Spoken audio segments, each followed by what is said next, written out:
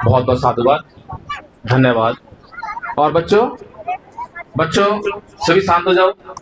सभी मेरे पीछे बोलेंगे, बोलिए नमो तस्स। आप भी बोलिए पीछे भी, नमो तस्स भगवतो अरहतो सम्मा बुद्धस्स।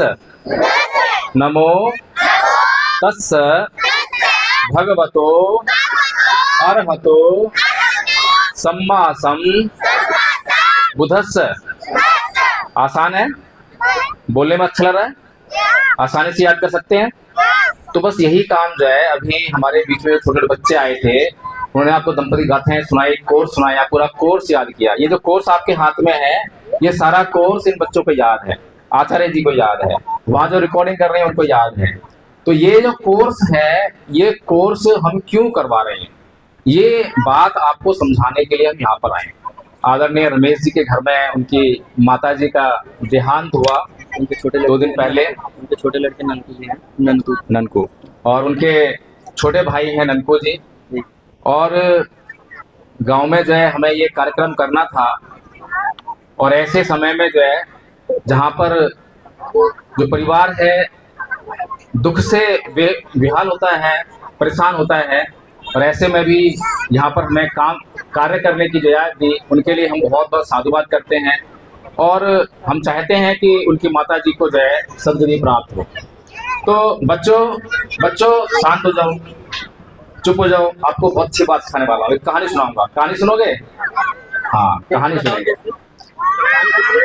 चलिए कहानी से शुरू करते हैं कि बुद्ध की हमें जरूरत क्यों है, बुद्ध हमारे लिए कितने इम्पोर्टेंट है। अच्छा ये बताइए सबसे पहले कि भारत का कोई ऐसा त्योहार बताइए जिसको पूरी दुनिया मनाती है। कौन त्योहार है? नहीं। 14 अप्रैल नहीं। कोई बता सकता है?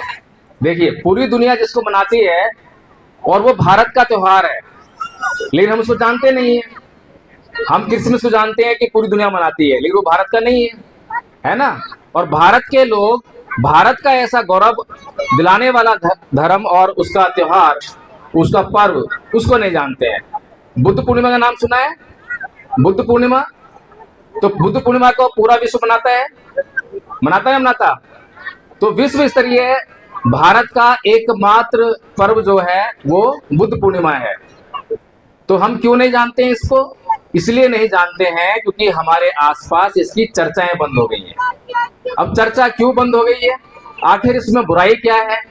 अभी आपके हाथ में जो पर्चा आया है, अगर कोई भी व्यक्ति किसी भी धर्म को मानने वाला, कि दुनिया में किसी भी देश में रहने वाला, अगर उसमें एक बात को भी गलत साबित कर दे कि उसमें ये बात गलत है, ये बात जो है हमारे लिए ठीक नहीं है, तो मैं उसका जो दंड होगा उसको भोगने के लिए तैयार हूं। इतनी गारंटी हम दे रहे हैं। दूसरा, ये जो पर्चे में लिखा हुआ है और जो हमारे इतने सारे आचार्य लोगों ने इसको याद किया है और याद करने के बाद अपनी जिंदगियां बदली हैं, अगर आप लोग भी इसको कर लेते हो और इसका आचरण अपनी लाइफ में करते हो, तो आपकी जिंदगी बदलने की हम गारंटी लेकर जा रहे हैं। अगर आपकी जिंदगी ना बदले, आपकी जिंदगी में इसका लाभ ना हो, तो हमारी गर्दन पकड़ लेना। आप लोग जो है डॉक्टर के पास जाते हो, और डॉक्टर के पास जाते हो इलाज करवाने के लिए, और उससे गारंटी चाहते हो, लेकिन लाख चाहते हुए भी डॉक्टर जो है गारंटी नहीं देता है गारंटी। वो कहता है कि दुआ करो, है दुआ करो, लेकिन हम जो है अपनी जान को जोखिम में डालकर भी आपको ये गारंटी देके जा रहे हैं। फुल गारंटी है, 100% गारंटी है कि आप इस कोर्स को कीजिए और इसका लाभ आपको 100% होगा। क्यों होगा इसको मैं बता देता हूँ। अभी आप लोगों के गांव में कुछ लोग जो है आपस में कभी लड़ाई झगड़ा हुआ है किसी आपस में, तो झगड़ा होने के बाद क्या होता है?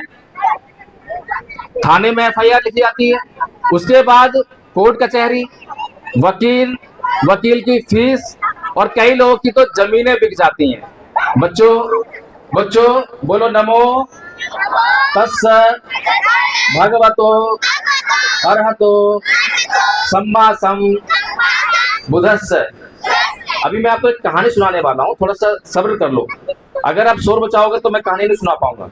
अभी मैं बड़े लोगों के लिए कहानी सुना रहा हूँ, फिर बच्चों के लिए कहानी सुनाऊंगा, ठीक है। अब ऐसे करें मुंह पे, कोई बोलेगा नहीं, ठीक है ना, ठीक है। तो कोर्ट कचहरी होती है, वकील एंगेज होता है, और वकील कोई फ्री में तो केस लड़ता नहीं है, तो आपकी जमीन जायदाद जो है वहां पर बिक जाती है। क्यों बिकती है? क्योंकि आपको बुद्ध की एक छोटी सी बात नहीं मालूम है। कौन सी बात नहीं मालूम है? कि नाही वेरे न वीराणी समंति कदाचनं अवेरेन च समंति एस धम्मो सनंतनो, कि वैर से कभी वैर शांत नहीं होता, अवैर से ही वैर शांत होता है। लेकिन अभी हमें कोई गाली दे तो हम पलटकर क्या करते हैं? बताइए क्या करते हैं? गांव में से कोई भी एक आदमी बता दो जो ये कहता हो कि कोई मुझे गाली देता है लेकिन मैं पलटकर गाली नहीं देता हूं। कोई है? कोई ऐसा बहादुर बताओ, कोई हो? कोई बहादुर नहीं है। वाह। तो सोचिए, अगर किसी ने मुझे गाली दी और पलटकर मैंने उसको भी गाली दे दी तो फिर क्या होने वाला है? क्या होगा? झगड़ा होगा। झगड़े के बाद क्या होगा? एक दूसरे के परिवार उसमें शामिल हो जाएंगे, और एक आज की हत्या भी हो सकती है। हो सकती है नहीं हो सकती? होती है। हो सकती है नहीं होती है। और उसके बाद जो है कोर्ट कचहरी और तमाम दुनिया भर का जो जमीन जायदाद रुपया पैसा है वो सब ठिकाने लग जाता है। इतना सब कुछ क्यों हुआ? केवल बुद्ध की बात को नहीं मानने के कारण। अभी एक संस्कृति जो है ये हमें सिखाती है कि ईंट का जवाब पत्थर से दो। सभी को अच्छा लगता है, सबको अच्छा लगता है, और सभी यही सीखते हैं बचपन से। कोई दबना नहीं चाहता, कोई झुकना नहीं चाहता, कोई माफ करना नहीं चाहता। चाहते हैं क्या? नहीं। तो उसका रिजल्ट क्या होता है? हमने अपने बच्चों को भी यही सिखाया कि झुकियो मत, डरियो मत, और कोई एक कहे तो चार कहियो, है ना, क्योंकि हमारी शान का मामला है। अब बच्चे ने यही सीखा। बच्चे का कल एग्जाम था, एग्जाम देने के लिए घर से बाहर गया, दो लोग उसको मिल गए, दो लोगों ने उसे कुछ कह दिया और उसको सहन नहीं हुई, और उसने भी पलटकर कह दिया, और बदले में क्या हुआ? उनके पास चाकू छुरी थी, उसको मार दिया, या बंदूक थी तो गोली मार दी। हमारे बच्चे की हत्या हो गई। हमारे बच्चे की हत्या के लिए कौन जिम्मेदार है? कौन जिम्मेदार है बताइए? वही आपकी बात कि ईंट का जवाब पत्थर से देंगे। और ये दिन रात हम अपने मन में धारण करते हैं, अपने मन को बीमार करते हैं, अपने समाज को भी बीमार कर रखा हुआ है। लेकिन भगवान बुद्ध क्या कहते हैं कि वैर से कभी वैर शांत नहीं होता। और अगर अपने बच्चों को हमने ये बात सिखाई होती, अपने उस बच्चे को जो मर गया, जिसको गोली मार दी, जिसको चाकू मार दिया, उसको ये बात सिखाई होती कि बेटा कोई अगर तेरे को कुछ कहे तो थोड़ा सहन कर लियो, पलट के मत कहियो। कोई गाली दे तो पूछ लियो कि अंकल जी मुझसे जरूर कुछ गलती हुई है, बताइए क्या कसूर है मेरा, आपने जो मुझे गाली दी। अब बताइए ऐसा व्यवहार जो है अच्छा है या बुरा है? अच्छा है या बुरा है?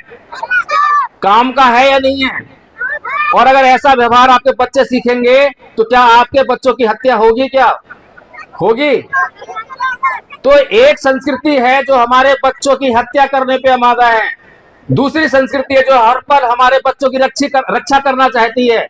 लेकिन हम अज्ञानता के वशीभूत होकर उस संस्कृति जो कि हमारे बच्चों को दुख पहुंचाने वाली है, उनकी हत्या करवाने वाली है, उसी के दिन रात जो है गीत गाते हैं।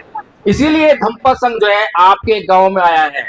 इसीलिए धम्पा संघ जो है आपके व्यवहार को बदल देना चाहता है।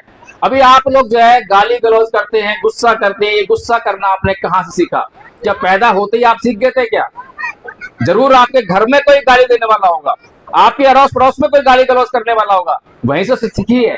यानी कि हमारा जो सामाजिक वातावरण है वो प्रदूषित है, उसमें जहर घुला हुआ है, उसमें घृणा है, द्वेष है, हिंसा है। और ये घृणा, द्वेष और हिंसा हम अपने घर में लेकर आ रहे हैं, हम अपनी जिंदगियों को बर्बाद कर रहे हैं। इसीलिए धम्पा संघ जो ये सांस्कृतिक परिवर्तन कार्यक्रम लेकर आया है कि जो हमारी अभी आदतें हैं, हमारी आदतों में जो घृणा है, द्वेष है और हिंसा है, उसको हम निकाल कर सहनशीलता लेकर आए, मित्रता लेकर आए, करुणा लेकर आए, दया लेकर आए, एक दूसरे के प्रति प्रेम का भाव लेकर आए। और जब ऐसा होगा तो हमारी सभी समस्याएं हल होने वाली हैं। बताइए कार्यक्रम अच्छा है या नहीं है? अच्छा है। तो कितने लोग चाहते हैं कि ये कार्यक्रम होना चाहिए? हाथ खड़ा कीजिए। तो कितने लोग चाहते हैं कि हम बदलना चाहते हैं? बताइए, हाथ खड़ा करिए। जितने हाथ खड़े सब बदलना चाहते हैं। तो कितने लोग अब ये कोर्स करेंगे? अब जो लोग ये कोर्स करना चाहते हैं वो हाथ खड़ा कीजिए। पक्की बात है? अच्छा, झूठ बोलने वाले कितने लोग? हाथ खड़ा कीजिए। झूठ जो बोलते हैं, आप लोग झूठ बोलने वाले हो? मैंने कहा है जो लोग झूठ बोलते हैं वो लोग हाथ खड़ा कीजिए, एक भी नहीं है। ये तो बहुत अच्छी बात है। इसका मतलब जो मैंने आपसे अभी बात कही है, आप सच सच बोल रहे हैं कि आप ये कोर्स करना चाहते हैं, बहुत अच्छी बात है। अच्छा, बाबा साहेब का अपमान करना कितने लोग चाहते हैं? कोई नहीं चाहता। और बाबा साहेब का सम्मान सब करना चाहते हैं।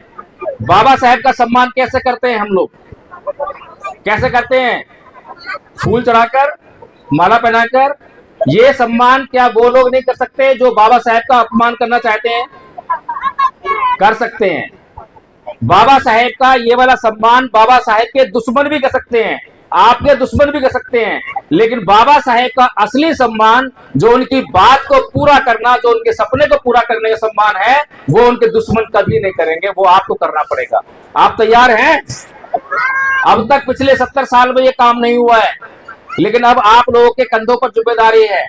अब आप लोगों को ये बात समझनी पड़ेगी कि पिछले 70 साल से बाबा साहेब का अपमान हो रहा है। अपमान क्यों हो रहा है? क्योंकि बाबा साहेब डॉक्टर भीमराव अम्बेडकर ने कहा कि मेरा समाज सत्ता में आना चाहिए, और पिछले 70 साल में संविधान में प्रावधान करने के बावजूद उनका समाज सत्ता से बाहर है। सत्ता से बाहर है। संख्या किसकी है? संख्या हमारी है। और सत्ता किसके पास है? जिसके पास संख्या ही नहीं है। तो दोषी कौन है? अभी आदरणीय आचार्य नीलम बौद्ध जी बता रही थी कि इस समाज पर अत्याचार हो रहा है, पिछले 70 साल से अत्याचार हो रहा है। बच्चों बोलो नमो तस्सै भगवतो अरहतो सम्मा संबुद्धस्सै। अभी कहानी सुननी है ना, आपकी कहानी पेंडिंग है, बहुत अच्छी कहानी है, बहुत अच्छी लगने वाली है। तो इस समाज पर पिछले 70 साल से अत्याचार हो रहा है। इस समाज के संविधान जो परम पूज्य बाबा साहेब डॉक्टर भीमराव अम्बेडकर ने बनाकर तैयार किया, उसके पीछे वे लोग 70 साल से पीछे पड़े हुए हैं कि संविधान को खत्म करना है, आपके हक अधिकारों को खत्म करना है। लेकिन हम लोग क्या कर रहे हैं? हम लोग क्या कर रहे हैं? दिन रात उन लोगों को कोसने का काम करते हैं, रील देखने का काम करते हैं, और यूट्यूब देखने का काम करते हैं, फिल्में देखने का काम करते हैं, नाचने गाने का काम करते हैं, मौज मस्ती में लगे हुए हैं। हमें कोई चिंता फिक्र नहीं है। हमें अपनी ही चिंता फिक्र नहीं है कि हमारा सब कुछ खतरे में है, तो उसे कैसे बचाएं। कैसे बचाइएगा बताइए? कैसे बचाएंगे? कोई तरीका है? नरेंद्र मोदी ने जब हिंदुत्व का प्रचार किया तो वो प्रधानमंत्री बना दिए गए। पता है आप लोगों को? नरेंद्र मोदी प्रधानमंत्री क्यों हैं? क्योंकि उन्होंने हिंदू धर्म का प्रचार किया ना। तो ऐसे ही धम्पत संघ ने भी ये प्रण किया है कि जो भी व्यक्ति चुनाव लड़ना चाहता है और धम्पत संघ का ये जो कोर्स कर लेगा, बौद्ध बन जाएगा, उसको धम्पत संघ उसके इलाके में जाके उसके लिए प्रचार प्रसार करेगा। केवल उन्हीं लोगों को सपोर्ट करेगा जो बौद्ध होंगे और जो बौद्ध धर्म का ये वाला कोर्स कर लेंगे, जो इस कोर्स को करके आचार्य बन जाएंगे। आचार्य हम इसलिए बोलते हैं क्योंकि हमने प्रथम वर्ष का जो कोर्स बनाया है, जो आपके हाथ में गया है, इस कोर्स को जो पूरा कर लेगा, याद कर लेगा, उसके पास एक योग्यता आएगी कि वो दूसरों को भी एक कोर्स करा सकता है। इसीलिए उसको हम आचार्य बोलते हैं। जैसे कि साइंस का टीचर होता है तो साइंस सिखाता है, मैथ्स का होता है तो मैथ्स सिखाता है, ऐसे ही हमारे जो आचार्य हैं वो भी प्रथम वर्ष का कोर्स याद करके प्रथम वर्ष के आचार्य बने हैं। जब आप ये कोर्स कर लेंगे तो आपकी परीक्षा होगी, 5 लोग आपकी परीक्षा लेंगे, ऑनलाइन मोबाइल पे ले लेंगे, और जब आप उसमें 80% नंबर लेकर आओगे तब आपको आचार्य घोषित होगे। तो ये काम जो है आपके बीच में आदरणीय, मैं नाम भूल रहा हूँ, आचार्य क्या नाम है? दयाराम बौद्ध जी हैं। कितने बुजुर्ग हैं, देखिए कितने बुजुर्ग हैं। जो लोग उम्र दराज हो गए हैं वो सोचिए, वो बहाना बनाएंगे कि ये कोर्स हम नहीं कर सकते, हमारी उम्र हो चुकी है, लेकिन उनको देखिए जब वो कोर्स कर सकते हैं तो आप भी कर सकते हैं। और 4 साल तक के बच्चे को हमने कोर्स करा दिया है, कोई बाध्यता नहीं है। अनपढ़ लोगों ने ये कोर्स कर लिया है, अनपढ़ लोगों को ये कोर्स हिंदी और पाली में याद है। कोई भी आपको अक्षमता हो, आपको लगता हो कि ये कोर्स हम नहीं कर पाएंगे, हमें बताइए कि क्या समस्या है, क्यों नहीं कर पाएंगे। वो समस्या हमारी होगी, हम आपको ये कोर्स कराएंगे। अगर आपने ये कोर्स कर लिया और ये कोर्स करके दूसरों को कराना शुरू कर दिया तो इससे बौद्ध धर्म का प्रचार होगा। अभी तक हम बौद्ध धर्म का प्रचार केवल ये झंडा लगाकर, नारे लगाकर करते हैं, लेकिन इससे काम नहीं चलने वाला, क्योंकि हमारी जिंदगियां नहीं बदल रही हैं। हमारी जो जिंदगी अभी जो है वो दूसरी संस्कृति से लबालब है, घृणा, द्वेष और हिंसा की संस्कृति से लबालब है। हमें उस घृणा को, द्वेष को अपने जीवन से निकालना होगा, आपस में भाईचारा पैदा करना होगा। हमारा जीवन संकट में चल रहा है, उस संकट को दूर करना होगा। अब जो लोग ये कोर्स करना चाहते हैं, केवल वे लोग जो कोर्स करना चाहते हैं, खड़े हो जाइए, खड़े हो जाइए, एक बार अपने स्थान से खड़े हो जाइए। प्रतिज्ञा लेनी है, बिना प्रतिज्ञा काम चलने वाला नहीं है। कसम खानी है, कसम तोड़ने वाले बैठ जाएंगे, कसम तोड़ने वाले नहीं खाएंगे। आप लोग भी जो कुर्सियों बैठे हुए हैं, जो ये कोर्स करना चाहते हैं, वे लोग खड़े हो जाइए, हाथ आगे कर लीजिए, प्रतिज्ञा लेनी है। चलिए मेरे पीछे बोलेंगे कि हम आज ये प्रतिज्ञा करते हैं कि अब तक भारत में हमारे मसीहा परम पूज्य बाबा साहेब डॉक्टर भीमराव अंबेडकर, उनको जो सम्मान पूरी दुनिया ने the sun, the symbol of knowledge, the greatest Indian कहकर दिया, लेकिन भारत के लोगों ने उनका अपमान करने में कोई कोर कसर नहीं छोड़ी। अब इस अपमान को हम बंद करके रहेंगे। परम पूज्य बाबा साहेब डॉक्टर भीमराव अंबेडकर के सपनों को पूरा करेंगे। हम आज ये प्रतिज्ञा करते हैं कि भारत को बौद्धमय करेंगे। भारत को बौद्धमय करने के लिए धम्मपद संघ के द्वारा निर्धारित प्रथम वर्ष का कोर्स जितना जल्दी हो सकेगा उसे पूरा करेंगे और याद करने के बाद परीक्षा देंगे। और परीक्षा में पास होने के बाद हम अपने गली मोहल्ले बस्तियों में अपने लोगों के कल्याण के लिए, उनको दुखों से मुक्त करने के लिए जन जन को ये कोर्स करवाएंगे। हम ये प्रतिज्ञा करते हैं कि आज जो हम ये प्रतिज्ञा ले रहे हैं, इस प्रतिज्ञा को हम बिल्कुल नहीं तोड़ेंगे। अब बैठ जाइए, अब मैं बच्चों के लिए कहानी सुनाता हूँ। अब शोर नहीं करेंगे, कहानी सुननी है। देखिए बच्चों, एक बार की बात है कि भगवान बुद्ध, जानते भगवान बुद्ध को? कौन है वो? भगवान बुद्ध ऐसे बैठे हैं, कैसे बैठे हैं? कमर सीधी है, गर्दन सीधी है ना? ऐसे ही बैठे हुए थे और आंखें जो हैं अभी थोड़ी खुली है ना, आंखें बंद थी। कैसे थी? ऐसे। आप बैठ के दिखाओ, कमर सीधी करो, आंखें बंद, गर्दन सीधी, और सांसों को देखो। देखो सांस आ रही है, नहीं आ रही है? आ रही है सांस? सांस आ रही है? आ रही है, बहुत बढ़िया। तो ऐसे ही भगवान बुद्ध बैठे हुए थे, ठीक है। तो उनके पास एक राजा आया और राजा बोला कि हे भगवान, मैं बहुत शक्तिशाली हूं। अरे अरे भाई, तुम लड़ रहे हो? चलिए, कहानी सुननी है नहीं सुननी? सुनना चाहते हैं? सुनना है? तो भगवान बुद्ध एक बार ऐसे ही ध्यान कर रहे थे, आंखें बंद करके, कमर सीधी करके। और आप भी ऐसे अगर ध्यान करोगे ना कमर सीधी करके, तो थोड़ी देर बाद कमर बोलेगी कि भैया कमर टेढ़ी कर ले क्योंकि दर्द हो रहा है। बोलते हैं ना, हमें आदत नहीं है। हमें कैसे आता है? ऐसे बैठने के ना। तो भगवान बुद्ध कभी नहीं ऐसे बैठते, कभी कमर सीधी, गर्दन सीधी, ऐसे, और कभी बीमार नहीं हुए। तो भगवान बुद्ध के पास राजा आया और राजा बोला, भगवान, मैं बहुत बलशाली हूँ, बहुत ताकतवर हूँ। मैं रोज सुबह व्यायामशाला जाता हूँ, जिम जाता हूँ और बहुत सारा वजन उठाता हूँ, बहुत कसरत करता हूँ और शाम को भी जाता हूँ। और मैं एक तलवार के वार से बहुत सारे लोगों को अकेला मार सकता हूँ। मैं इतनी बड़ी सेना पे अकेला भारी हूँ। भगवान बुद्ध बोले कि बहुत अच्छा राजन, बैठो। राजा बैठ गया। फिर भगवान बुद्ध ने उससे पूछा, बच्चों मैं कहानी सुना रहा हूँ, सुनो। तो भगवान बुद्ध ने पूछा कि हे राजन ये बताओ कि क्या तुम मेरे साथ बैठकर 1 घंटा ध्यान कर सकते हो? राजा बोला हाँ, मैं तो 1 घंटा आराम से ध्यान कर सकता हूँ।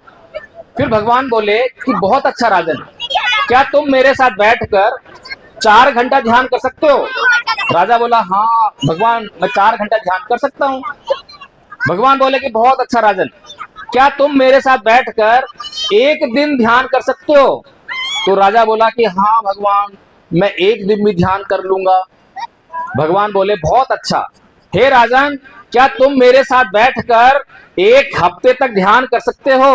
बस राजा की सारी ताकत फेल, राजा हो गया फेल। क्या बोला? नहीं भगवान, मैं जो है 1 हफ्ते तक बैठ के ध्यान नहीं कर सकता। तो अब बताइए ताकतवर कौन, भगवान बुद्ध या फिर राजा? तो भगवान बुद्ध कोई कसरत नहीं करते, कोई तलवार नहीं चलाते, किसी को मारते नहीं है, फिर वो ताकतवर कैसे हुए? कैसे हुए? यहां से जिसका ये मजबूत होता है उसकी ताकत ज्यादा होती है। तो राजा किसकी बात कर रहा था? शरीर की ताकत की। और भगवान बुद्ध ने कौन सी ताकत से हरा दिया? बुद्धि की ताकत से, दिमाग की ताकत से। क्यों? क्योंकि हमें जो है हर काम करने के लिए इस दिमाग की जरूरत पड़ती है। ये दिमाग जिसको स्वीकार कर लेता है उसको उठा लेता है।